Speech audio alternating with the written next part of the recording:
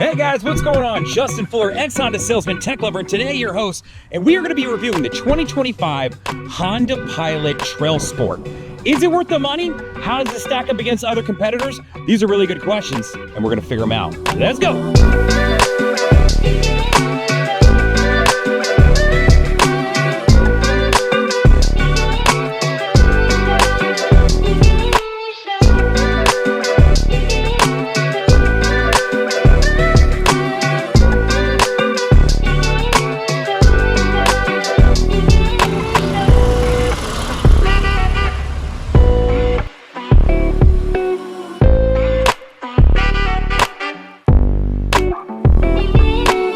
So let's talk about what's underneath the hood. So I'm gonna pull you on in. So you are looking at a 3.5 liter V6 engine putting out 285 horsepower.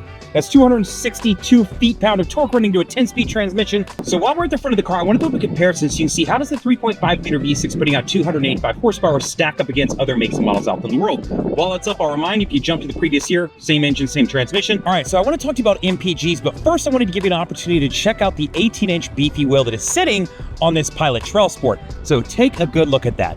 Now, let's talk about MPGs. In the TrailSport, you are getting 18 in the city and 23 on the highway. Depending on the trim, you may get 18 and 23, or you may get 19 and 25. Understand that two-wheel drive, all-wheel drive, and trim level, depending on the weight of the vehicle, can affect those things. But while we're here, I want to throw something on the screen so you can see how does the 18 and 23 in this specific vehicle stack up against other makes and models out there in the world. No better place in the front of the vehicle to talk about 0 to 60 times. So this vehicle, specifically the TrailSport, goes from 0 to 60 in 6.9 seconds. Now, depending on the trim level, you may get 6.9 or the Elite gets 7.2. But I want to throw something up on the screen so you can see how does the 6.9 second 0 to 60 time in this vehicle stack up against other makes and models out there in the world. While it's up, I'll just remind you, doesn't matter if you drop down to the previous gen, same engine, same transmission, a lot of the same stats are going to exist. So I want to stop to take a second to talk to you about ground clearance on this vehicle. So the ground clearance on the TrailSport is 8.3 inches. I want to throw something up on the screen so you can see how does the 8.3 inches on this vehicle stack up against other makes and models out in the world. While that's up, I'll just remind you, if you jump to the other trims, you are looking at 7.3 inches. So understand, based off the suspension, you're going to lose an inch depending on the trim level that you pick in this vehicle. So let's talk about front row leg space. In the front row of this vehicle, you're going to have 41 inches of leg space to work with. So if I hop on up here and scoot this sucker all the way back, I have got quite a bit of legroom. I'm a 6 foot, 250 pound guy, so I'm a little bit bigger. I got plenty of space to work with. So if you find yourself living at those NBA heights, you should be just fine. So I want to throw a comparison up so you can see how does the 41 inches in this vehicle stack up against other makes and models out there in the world. While that's up, I just want to remind you, if you drop back 1 year, it'd be the exact same dimensions as far as leg space goes. Now, depending on the trim level of the Honda Pilot that you pick is going to affect the interior. You may have a cloth interior, you may have a leather interior, you may have leather interior with orange stitching, you may get the TrailSport badging. So I want you to understand there are different levels of interior depending on the trim level. Inside of the TrailSport, it's going to be a leather interior with the orange stitching and of course the TrailSport badging as you would expect. So let's talk about second row legroom. So in the second row of this vehicle, you're going to have 40.8 inches of leg space. Now these seats are of course adjustable. When I hop here, I have the seat pushed all the way back. So in the fullest back position, I can still fit myself in as a 6-footer. So kind of nice to know. Of course, this is in recline and push all the way back. I'd have even more space. So the second row is very usable. While we're here though, I want to point out something. One, you have captain's chairs in the TrailSport. So you're going to notice there's nothing here. There's a rubber grommet here that you can step over to get into that third row.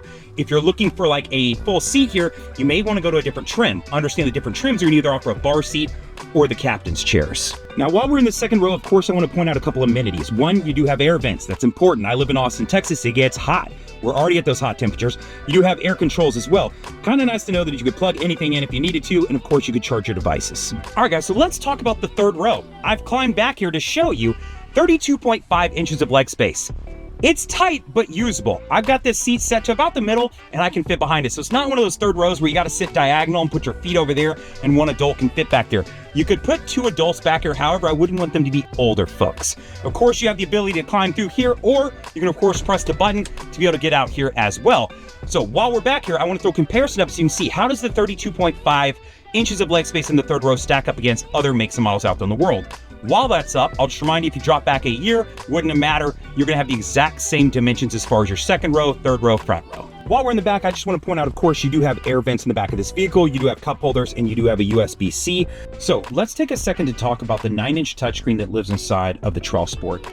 So depending on the trim level of Pilot that you pick the base model, you'll be looking at a 7-inch display screen. Any of the other trims are going to offer this 9-inch color display. Now on here, of course, this offers Apple CarPlay and Android Auto. It is wireless, so I'm currently connected up to my Google Pixel without having to plug in. From the home screen though, let's talk about what it has available, right? Phone, of course, you have Bluetooth you can connect up, be able to make calls, receive text, that sort of thing. FM and AM, of course, you can take advantage of those things. Bluetooth audio, if you wanted to stream something directly off your device, you can. I have mine connected up through Apple CarPlay or Android Auto right now, so that's why it's not showing that. Sirius XM, car comes with 3 months of Sirius XM for free. Trip computer, you can view this behind the steering wheel, or of course, you can see that same info here. Kind of nice to know. USB, if you wanted to plug in a USB that had a bunch of music stored to it, you could.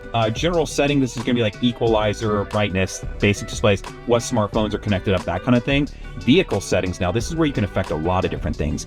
You want to control door locks when you get out of the car to where they automatically lock. Or if you want to have your key fob in your pocket and you touch the door and it unlocks one door versus all the doors. There's all these different features that are available here. They're actually in my tips and tricks video. So once again, I'll throw that down in the description of this video. Feel free to check that out. There's a lot of really good stuff in there. Smart shortcut, this is just going to use an algorithm to start determining some different things that you click on regularly, and then it'll place it there. All system updates are handled by Wi-Fi, so you don't have to do much there other than hit the button. Display mode, you know exactly what it is. Cabin talk, really cool feature. So what this is when you touch this, it can connect up via Bluetooth, and while you're talking here, it'll pump that sound through the speakers in the back. So instead of having to yell and scream at your kids in the second or even the third row, this is going to pump that system to the back to where they can hear you better. The last feature on here that I want to talk to you about is Honda Link. Honda Link is set up with one free feature, and that's Honda Link Assist. In the event that you get into a crash and your airbags deploy, Honda can try to call you through the vehicle. If you don't answer, they can then, provide EMS with last known location, year, make, model, mileage, that kind of thing, to where they can quickly find you. So this way you aren't stranded on the side of the road, knocked out, and no one can find you because you're off in a ditch. There are other features that you can take advantage of that are subscription-based. Things like being able to start the car from your phone or control the door locks, concierge services, all kinds of different stuff. So feel free to go to HondaLink.com to learn a little bit more about that. So arguably one of the biggest drawbacks to Android Auto and Apple CarPlay is that it doesn't allow you to activate and take advantage of all of the apps that you may have in your arsenal, right? Things like YouTube TV, things like Netflix, all these different apps. So you may be noticing that I've got a little bit different display here, and then when I go into my apps, I've got some things that you don't have available, like the Play Store, where I can go download anything I want. YouTube TV, I had Prime, I've got Netflix, all these different things. And you may be saying, hey, how are you doing this? This is the box right here. So this way you can see the back of the box, and that's the model number. Now how this box works. So this box basically turns your head unit into a tablet. But to make it work, you've got to do a couple things. One, you got to go into the settings, you got to go to Wi-Fi and allow this to connect to data. So what I do is I allow it to connect to the hotspot on my phone. So you come in your phone, you turn your hotspot on, you go find it, and then you connect. From there, it then allows you to use this unit, right? So this is where I can come in and say, hey, I want to go into the Play Store and I want to go download any app that I want. I really like this box. If it's something you're interested in, I'll throw a link down in the description. Check it out. It's a really cool box. This box becomes really worth it if you're taking like a long drive, or if you just listen to a lot of music while you're driving around and you want to be able to get through this a little bit easier. So if you're shopping mid-size SUVs, chances are cargo space is going to be important. So let's talk about that for a second. So I want to pull you in, but the first thing I want to point out is, of course, you do have a powered tailgate. So understand on the TrailSport model, you will have that. It's available to you. Now, when it comes to cargo space, the first thing I want to point out is your dimensions. You have 18.6 cubic feet of cargo space back here. If you need to throw a gym bag, you need to throw a carry-on or maybe two upright, you absolutely could do it.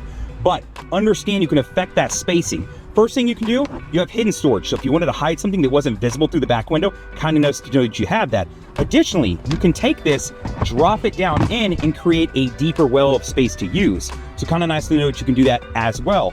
Versatility is key when it comes to the back of this thing. Check this out. I can also, if I don't break it, flip this around, throw it in here to where the plastic side is facing down. So if I had wet belongings, I could make sure they don't get the carpet wet, or same thing. I can lift this up, put it here, and now I've got the plastic side facing this way. While we're back here, I just want to also point out that you do have a 12 watt 180 max plug-in here. So if you needed to use this for like an air mattress, or maybe you wanted to hook a fridge into this, a small one for camping, know that you have this in the back of the vehicle to take advantage of. Now, while we're in the back, I want to point out the cubby spaces that you have to the side. This one's not much to talk about. You've got a sub over there, but this side you got storage, and then you can unlock it and pop this out. If you do, you're going to find your jack and your accessories that live for your spare. Your spare is actually below the car where you can lower it down. But in here, you've also got a little funnel down there that you can see. So if I grab this funnel, I want to explain what this is.